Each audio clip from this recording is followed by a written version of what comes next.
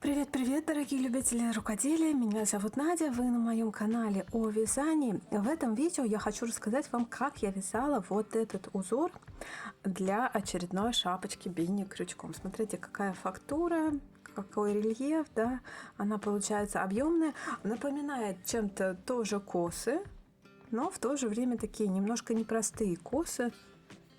Узор очень простой, прекрасно сочетается с резинкой. Видите, шапку я сначала начала резинку, а потом продолжила само тело шапки вот этим вот фактурным таким вот ячеистым узором. Вяжется быстро, легко, связала за один вечер, даже быстрее, наверное, и ушло чуть меньше одного мотка пряжи. В этом видео я расскажу вам сначала, как вязать узор, а в одном из следующих видео уже подробно расскажу, как вязать вот эту всю шапочку. Для узора набираю нечетное число петель.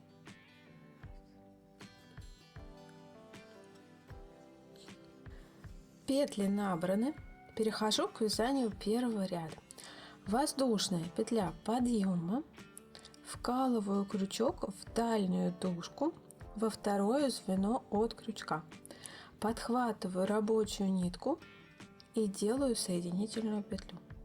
В следующее звено в дальнюю дужку вкалываю крючок, подхватываю рабочую нитку,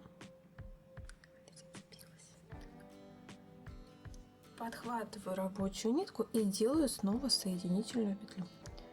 Следующее звено работаю соединительными петлями до конца ряда. Число соединительных петель в ряду должно быть равно тому числу воздушных петель, которые вы набирали для цепочки из воздушных петель. Я набирала цепочку из 15 воздушных петель, и соответственно в первом ряду у меня будет тоже 15 соединительных петель. Подхожу к концу ряда, 14 и последняя вот в эту точку 15 петля. Первый ряд готов. Это и будет лицевая сторона этого узора. Дальше второй ряд. Снова воздушная петля подъема, поворот. Во второе звено от крючка снова вкалываю крючок, подхватываю рабочую нитку, делаю соединительную петлю. Дальше делаю накид, снова вкалываю крючок за дальнюю дужку, вывожу петлю, получаю петля, накид, петля. И провязываю все эти 3 петли вместе. Это будет полустолбик с накидом. И чередую.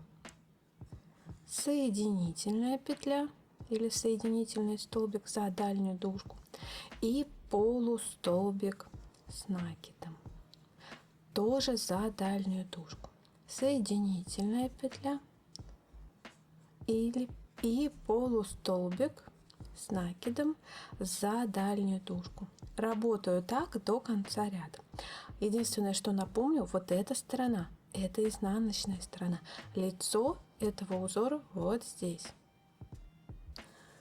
Последние 2 петли в этом ряду, предпоследняя петля, это полустолбик с накидом, и последняя, вот она последняя точка, это соединительная петля.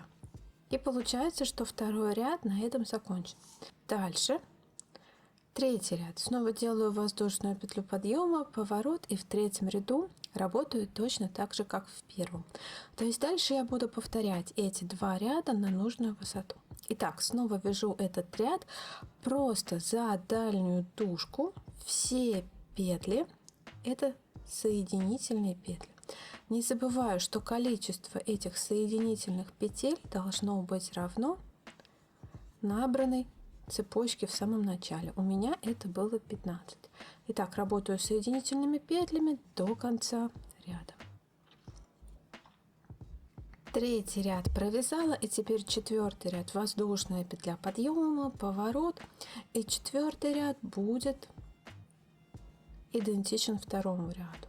То есть здесь чередование: соединительная петля, полустолбик с накидом, за дальнюю дужку, все петли вяжутся в этом узоре, до конца ряда.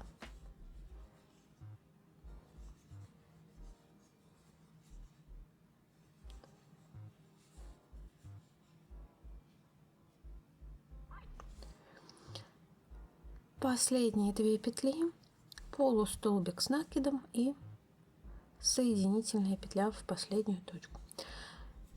Изнаночная сторона это была, а вот она лицевая. Ну и продолжаю повторять так на нужную высоту. Вот, связала я небольшой образец. Он получается такой воздушный, фактурный. Тоже как резиночка немножко тянется. Вот его изнанка. Видите, по изнанке здесь просто косы как бы, ну, перебиваются какой-то вот гладью, да. И вот, конечно, очень фактурная лицевая сторона. Отлично подойдет для шапочек, для шарфиков, может быть, снуд можно связать. Видела даже в сумочках, но в сумочках надо немножко по-другому вязать. Для сумочек, как вязать этот узор, у меня есть видео, я вам оставлю на него ссылку под это видео. Там небольшая модификация, чтобы просто было чуть-чуть поплотнее, потому что рыхлая сумочка не очень нам нужна. И у меня готовая шапочка этим узором. Внизу по краю сделана традиционная резинка боснийской вязкой, а дальше сама шапка связана уже этим узором, тоже соответственно поворотными рядами. И смотрите, как эффектно получается такая бени, но в то же время она довольно легкая.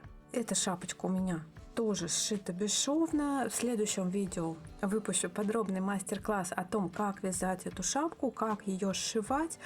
Здесь будет тоже вот этот вот шов с лайфхаком, чтобы все было идеально, чтобы ничего не выделялось на вязке. Кстати, вот изнанка шапки. Так что подписывайтесь на канал, ставьте лайки, нажимайте колокольчик, чтобы не пропустить уведомления о выходе новых видео. Если, конечно, вы хотите связать со мной вот такую шапку бени. Очень простая шапка, реально здесь самая, наверное, простая макушка и очень простая, эффектная, фактурная вязка. Спасибо за внимание. Пока-пока.